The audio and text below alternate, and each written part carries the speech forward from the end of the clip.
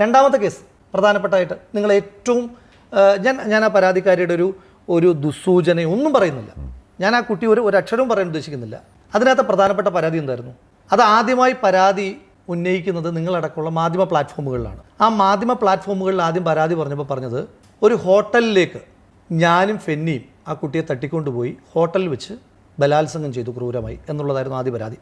അത് KPCC president അയക്കുമ്പോഴത്തേക്കിന് hotel എന്നുള്ളത് മാറി ഹോം സ്റ്റേ ആയി മാറും. അപ്പോൾ താങ്കൾ ചോദിക്കും അതൊക്കെ ഇങ്ങനെ സാങ്കേതികത്വത്തിൽ പിടിക്കണമെന്ന്. അതിനകത്തൊരു കാര്യമുണ്ട്. എന്തുകൊണ്ടാണെന്നറിയോ? ഹോട്ടൽ എന്ന് പറഞ്ഞാൽ ഇന്ന ഹോട്ടൽ എന്ന് പേര് പറയണം, ഇന്ന ഹോട്ടൽ എന്ന് പേര് പറയണം. അപ്പോൾ കേസ് അവിടെ തീർന്നു. ആ ഹോട്ടലിൽ ഞങ്ങൾ ഒരുമിച്ച് പോയിട്ടുണ്ടോ ഇല്ലയോ എന്ന് പറയുമ്പോൾ അവിടെ കേസ് കഴിച്ചല്ലോ, അവസാനിച്ചല്ലോ. അവിടെ പോയിട്ടേ ഇല്ലെന്ന് പറയുമ്പോൾ പിന്നെ കേസ് നിലനിൽപ്പില്ലല്ലോ. അപ്പോൾ ഹോം സ്റ്റേ എന്ന് പറയുമ്പം ഹോം സ്റ്റേക്ക് പേരില്ല, ഇപ്പോഴും പേര് പറഞ്ഞിട്ടില്ല, പ്ലേസ് ഓഫ് ഒക്കറൻസ് ഇപ്പോഴും പറഞ്ഞിട്ടില്ല. അതുകൊണ്ട് പറയാം, എന്താണ് പരാതി?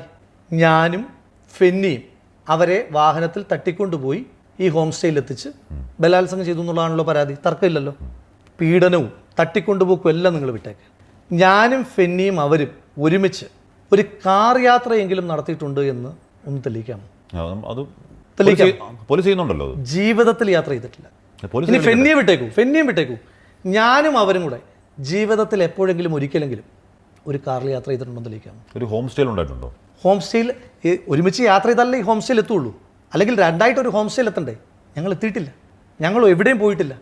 പിന്നെ എവിടെയായിരുന്നു സംഭവം? അത് ആരോപിക്കപ്പെട്ട സംഭവത്തിൻ്റെ അതിന് മുഴുവൻ കാര്യങ്ങളും പൊളിഞ്ഞില്ലേ? പിന്നെ ഞാൻ എങ്ങനെയാണ് അതിന് പറയുന്നത്? അങ്ങനൊന്നുമില്ല.